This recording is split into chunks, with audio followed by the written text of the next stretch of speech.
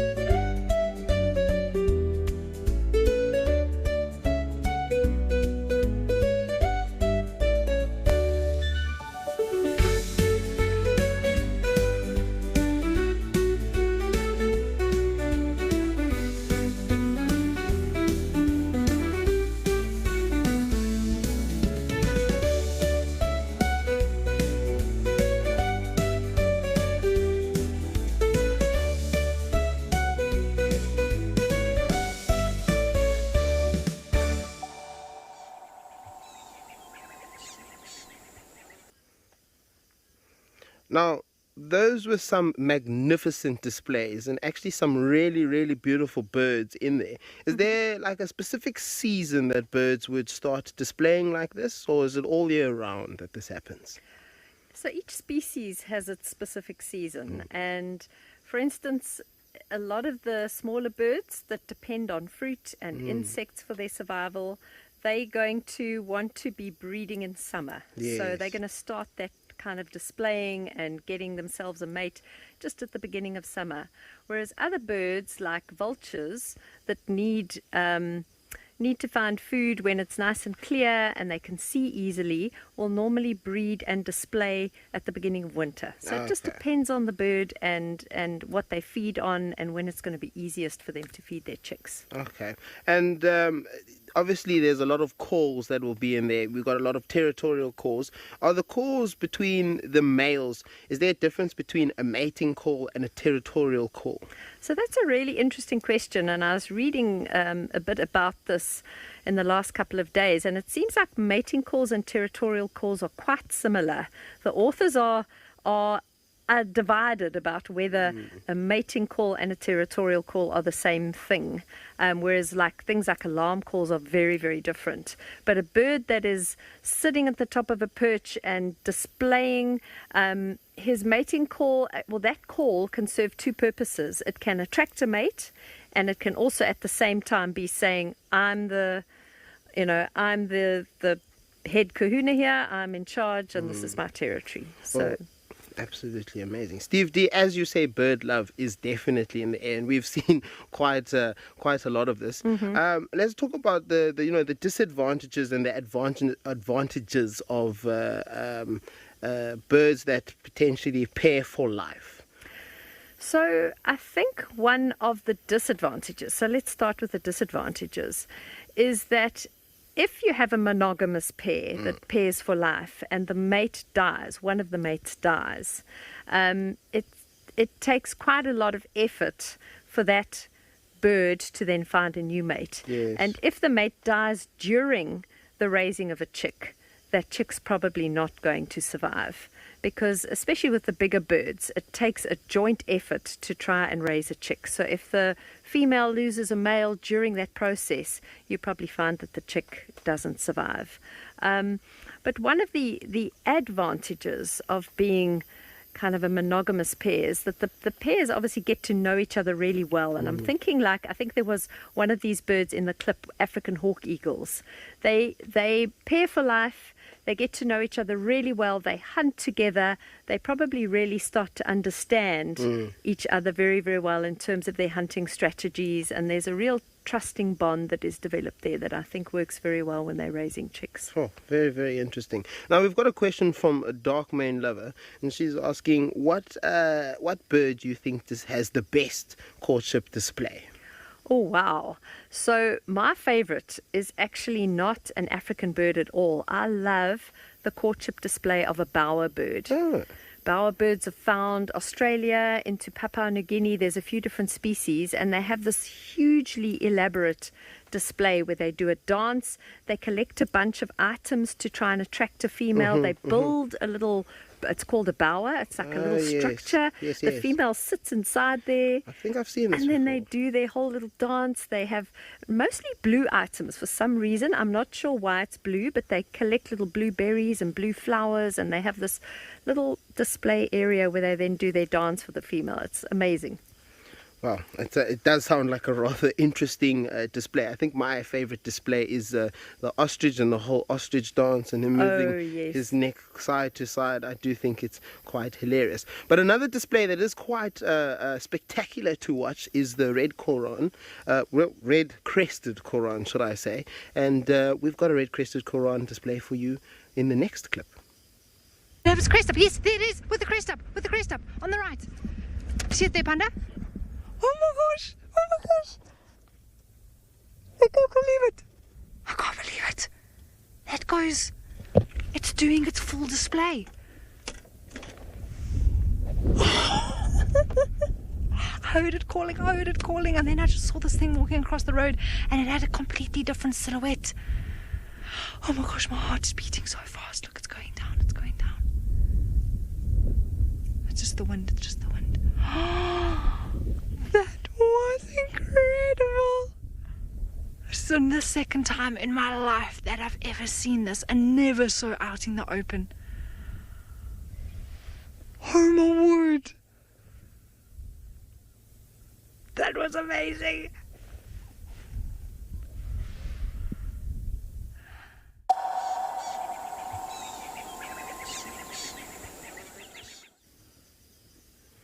Now, that is quite a display there, and it's definitely something that I haven't had the privilege to see. Although I've seen very many of these red-crested corans, I just haven't seen them with their beautiful hood. Have you been able to witness such a sighting? I have. I've been super lucky. In the Sabi Sands, they're quite a common bird, and so if you're around in the breeding season, I've seen them put that crest up like Amy saw, and then I've also seen them doing, have you ever seen them doing that flip? I think late last year, I remember Panda actually pointing it out to us. He's like, what's going on over there with that bird? And there was a little bit of I think the trees were a little bit too tall for us to actually see what was going on. But we caught the last bit of it. It's amazing. So he jumps up in the air, and then at the height of his turn, he looks like someone's shot him, and he just like falls down to the ground. It's phenomenal to see, but he puts that red crest up and he makes this amazing sound before he does it. It's quite incredible. I think one of my favorite displays, and I think it's more of a territorial display, is and this is one is the eastern clapperlark, where it flies up and it goes, and as it comes down, the whistle goes higher and higher and higher. Sorry, Gwen, do you think you could feed that question again? I didn't quite hear it. I was too busy having a chat. I love the eastern clapperlark too. No. So, Julie B is asking, are some birds only monogamous for a season, or most of them monogamous for an eternal lifetime? Okay, good question. So yellow-billed hornbills would be an example that we see quite often of a bird that is monogamous for a season. Okay. Whereas a lot of the bigger birds of prey tend to be monogamous for their lifetimes unless something happens to the partner. I see. A lot of people think with monogamous birds, if something happens to the partner, that they won't find another mate, but they do. They do go and look for another mate. Now, sort of going back to the red-crested coran, is there a specific season that the red-crested corans will display like this, or is it generally all year round? No, I think it's definitely the kind of early breeding season, early summer is when you see most of their displays. I'm trying to think if I've ever seen in winter. I don't think so. So I think it's more of a mating display than a territorial display. Okay. Now we've got a very, very good question from Steve. Which birds generally stay together for the parental responsibilities of looking after the young and raising them till when they can leave the nest and leave the care of their parents? So a lot of birds do that. In fact, most birds that I can think of, it's a joint responsibility. Yes. The one that I can think of that doesn't do that is the African jacana, which has actually got a weird mating system where the female has many males, Yes. lays her eggs in a bunch of different males' nests, and then she Disappears. Exactly. So, but most birds actually jointly take care of the babies. So obviously, the red-crested coran is quite an elaborate display. Is there any other displays that you've had the privilege of watching, personally or not personally? So one that I love is crowned eagles, which I see quite often back home where I come from. They're quite common in KwaZulu-Natal, and they have a beautiful kind of joint display in the air where they court each other on the wing, high up in the air, calling to each other. And African fish eagles do a similar thing where they kind of tussle with each other in the air. So those are two quite spectacular ones. That actually sounds quite major, but also sounds quite dangerous for the birds. They don't quite realize how high up they are, but I suppose these birds have been flying for very, very long, and they know more or less how close the ground is when they do their thing. I'm sure they do, yeah. But we're going to show you another rather interesting display of some form of courtship, and this is the Inyala bulls circling each other.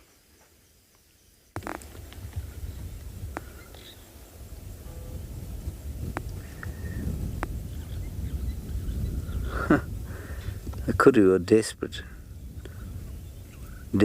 trying to take the limelight. Natalie thinks the back one looks like Pepe Le Pew with his tail up. Pepe Le Pew. Haven't thought about him for a long time. Now imagine the patience it must take to engage in a Tai Chi dressage event like this. The kudu females think that they're being absolute idiots.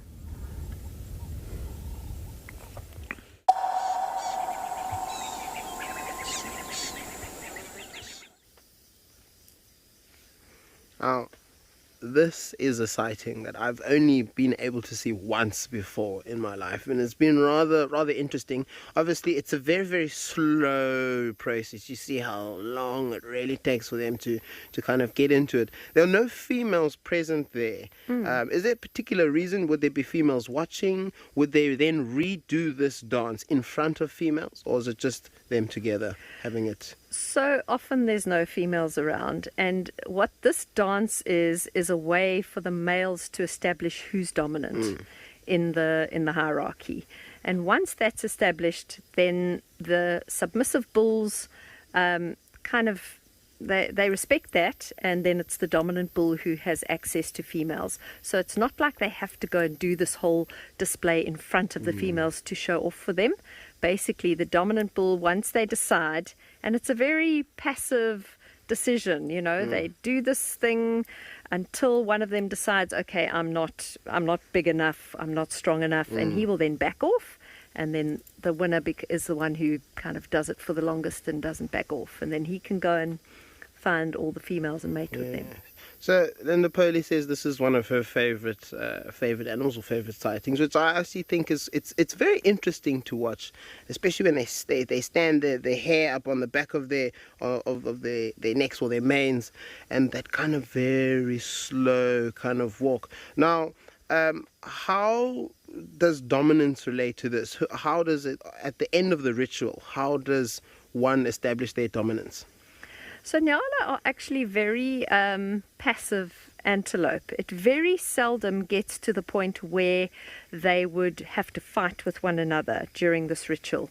So the dominance is just accepted unless they feel that they are really quite evenly matched. If there's an even match, they're both very similar size and neither of them backs down, then they can get into more of an aggressive encounter, in which case they'll clash horns with one another and dominance will then be established that way. But otherwise, one male will literally decide, okay, I'm no contest for this chap. It's called lateral posturing, what they're doing. And they decide, okay, I'm no contest, I'm going to back down, he's the winner.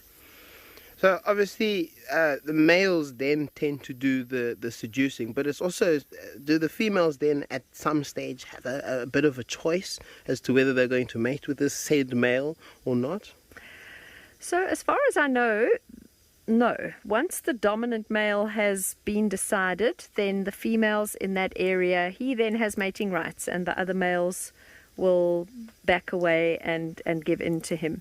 Apparently the females, which is really interesting, they make a clicking sound, which is part of their kind of wooing of the male. But I've seen a lot of Nyala, I've never heard this clicking sound that they're supposed to make. It's supposed to be a vocalization, not like the eland clicking sound in their joints. Now, I can't remember who made the comment, but they said human courtships are actually very, very similar, where obviously two guys will stand in front of each other, may not actually do the whole kind of walking around, but they'll kind of maybe barter a little bit as to who should be the one to get the girl sometimes. And I think it can be quite interesting. But another interesting mating phenomenon is the male lions and the female lions, and that is the next clip that we have up for you here. Maybe a little bit of mating. No, don't go behind the vehicle.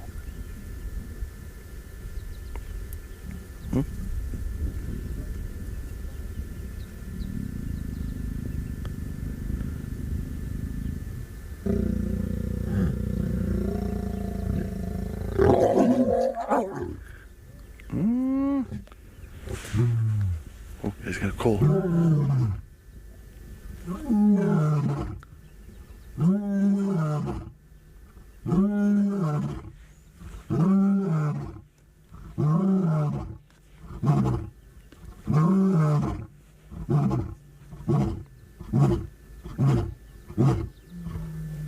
Oh, another.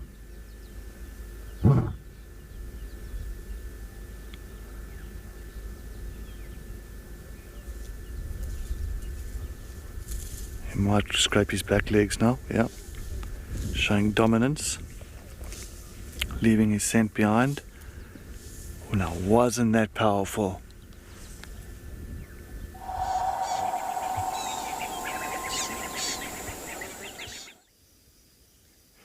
Now, this is something many of us have had the privilege to see, and it's definitely something that I saw a lot of when I was last up here in the Sabi Sands around September, October, with the Nkuhuma females and those Kambula males. What is that noise that male is making, and why is it post mating with that female? So again, it's a territorial kind of a noise. It's a dominance noise. He's basically saying, I'm here, I'm strong, this is my female, telling maybe his brothers or any other males to stay away. So it definitely has a territorial dominance function. So we've got a question from Lisa, and she's asking, does it hurt the female in a specific way? Because obviously she turns around sometimes, and I've definitely seen sometimes where she does give a good smack to that male. Yes. So, as we've all seen, often it's the female that instigates the mating by coming up to the male and presenting her rear end to him. It's called lordosis, that posture where she kind of goes down and presents herself to him. And then at the end of it, you see her turning around and swatting him, giving him a good smack. And that is because the male lion has a barbed penis. And as he extracts from the female, that is actually quite painful. So that is why she turns around and smacks him. And the theory is that actually assists in stimulating ovulation, and that's why those barbs are on the penis. So very interesting. Now, how long does this go on for, and how frequently will they mate? It's quite a process. So it can go on for about 4 days.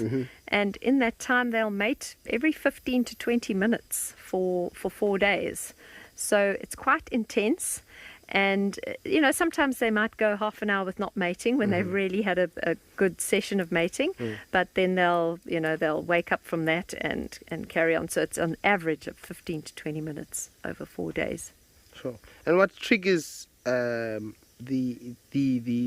process of mating with the females? It's obviously the female, I'm assuming. Yes, it's the female, and it's obviously her estrus cycle. So she can sense when she's coming into estrus, and she knows at that time that she needs to go and seek out a male. She'll call a lot. She'll try and attract the male to her. He can probably also sense it by testing her urine. If he's walking around and he smells where she's urinated, he might actually come and try to find her, because he'll be able to smell the hormones in her urine. Sure. So, Darkman never had a question there, Gwen. Could you please repeat that?